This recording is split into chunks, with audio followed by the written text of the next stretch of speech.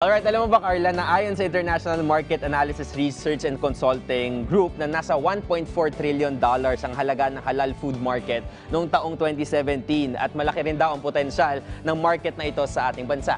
Wow, napakalaking halaga niyan, Jules. Pero alam mo, dito sa atin, sa Pilipinas, ay lumalawak talaga ang halal industry. Medyo kailangan lang ng kaunting awareness. At yun nga ang nais din ng DTI at syempre ng lahat ng mga kasamang mga grupo natin. Kaya para pag-usapan yan, makapanayan po natin ang chairperson ng Export Management Program ng De La Salle College of St. Benil. Let's all welcome Mr. Ariel Pineda together with Halal Section Exporting Marketing Good Bureau morning! Department of Trade Welcome Industry, to Bagong Mr. Raison Pilipinas! Aruginto. Good morning, sir. Magandang Yes, umaga po.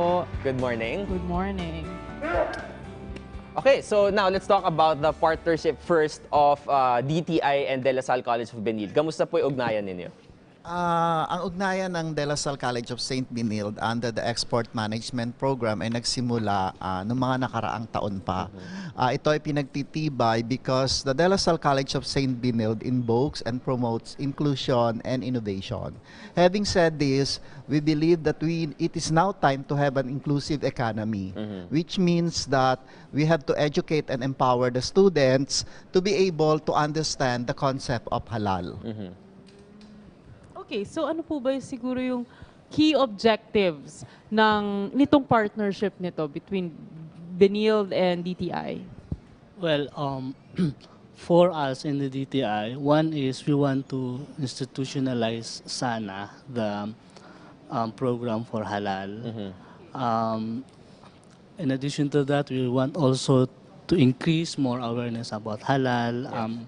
The concept of halal being as a way of life and not just for food, probably erase or the stigma that halal is for Muslims lang, ganon. So that's one. Another is, and siguro ito yung naging start ng aming collaboration with La Salle, is last year or 2 years ago, we want sana to establish the to have a data on halal because as of now, and to be candid about it, in the Philippines we do not have, or we don't know the exact on how much are we partaking in terms of the value and volume of halal, because we do not have the accurate data for that. And the La Salle as a university, and they have this research program, we tap them to partnership with us, to collaborate with us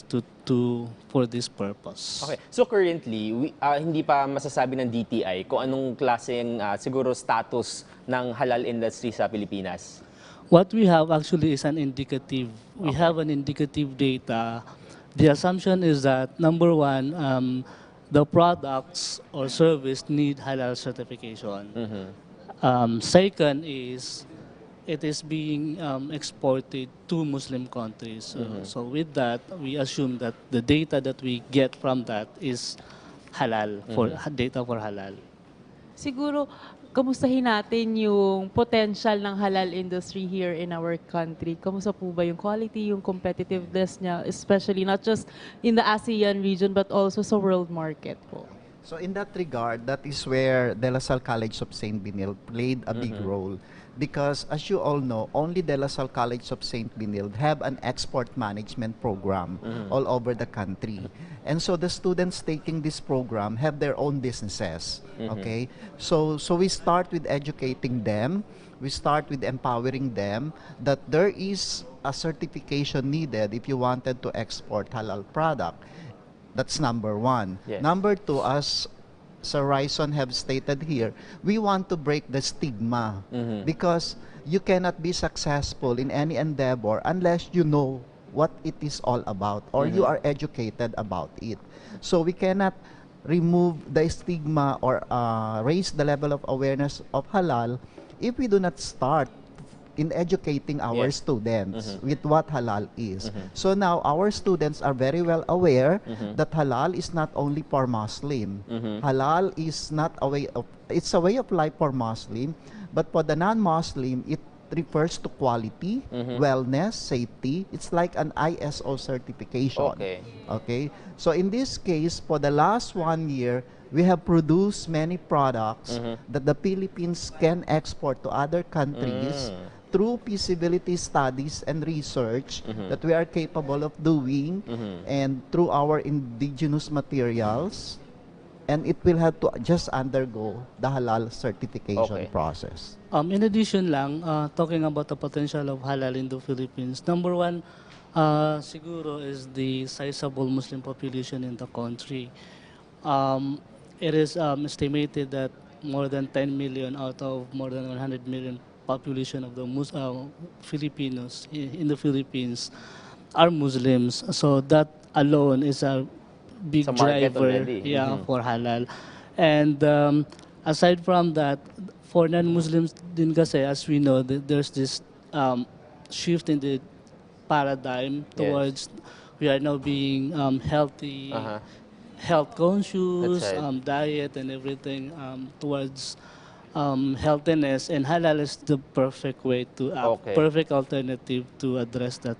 So basically, halal is, yun nga, nabanggit nyo kanina, is more inclusive and it's for the common good, not only for Muslims but for all Filipinos as well. So right now, gusto ko sana tanungin kanina yung sa ASEAN pero mas importante siguro yung sa mga nanonood ngayon for MSMEs. Paano sila paano nila marireach yung standards na to? Kasi it's a process before you get the halal certification, di ba? So for the MSMEs, paano yung way natin to reach out to them?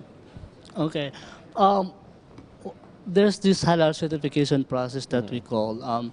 For the MSMEs to get halal certification, they have to undergo this process of halal certification provided by a third party, not the government. No, we want this opportunity nga din po na to inform everyone, especially for our MSMEs, that the government or the DTI specifically is handling the accreditation of the certification bodies. Now, the certification bodies will be the one providing the halal certification for a product or a services of the MSMEs.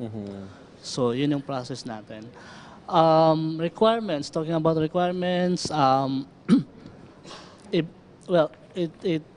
the standards, yung sinasabi natin na yung requirements is, for the Philippines kasi, as of now, iba-iba pa sila, no? Kasi depende sa market na destination ng kanilang products. So, they have to follow whatever Kasi the pag halal, market no, pati yung of the other process of cooking the food, meron niyang standards, di ba? Opo, that's what we call po yung parang halal value chain from the start to end. So, including that part. And hindi lang food ang halal, di ba? Yes. Sa lahat ng iba't ibang aspects din. Yeah, they call them subcategories of Okay. subsector. So we have for Islamic finance. Yes. We have halal or Muslim-friendly fashion. We have for Yes. halal tourism. We have for pharmaceuticals and cosmetics, personal care. So their lifestyle basically. So, Everything talaga. complex talaga siya. Oh, naku, napakaganda talaga. You no? must be proud from De La Salle Benilga. That's right, of course. Talaga naman napakagandang proyekto nito ng Benilde together with DTI. And thank you so much for joining us this morning. Napakadami po naming natutunan. Again, nakapanayan po natin si Mr. Ariel Pineda, Chairperson Expert Management Program, De La Salle College of St. Benilde, and Mr. Raison Arobinto, Halal Section Export Marketing Bureau, Department of Trade and Industry. Can we Thank you, just thank have you so much. a quick announcement? Yes. lang po? We would like to invite everyone po sana to attend or participate in our upcoming second Philippine National Halal Conference. This Okay. will be on May 2 and 3 in Clark, Pampanga po. Okay. Ayan. So, Alright, Yan thank po. you so Thank much. you, And thank you sana nga so po much. pumunta yung mga kababayan natin dyan Oo. sa event ninyo.